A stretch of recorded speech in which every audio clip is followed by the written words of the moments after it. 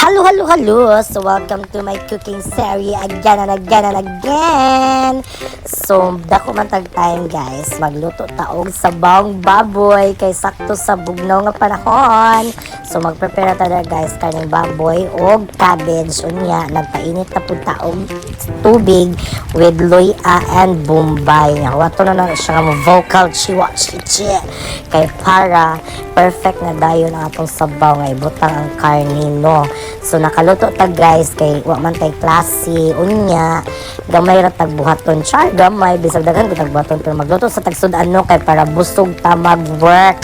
So mo na siya kani bukal naman ang water butang na dahil nato ang karne kay para pahumuko na to siya pabukalon unya butang jud nato loy ano kay para lami jud ang ato ang sabang baboy unya para hinlo atong sabaw char hinlo atong kuha na siya impurities ato na siya ilabay ka na nasa ibabaw guys para ang ato ang broth is clean charas ato ang sabaw baka hinlo siya.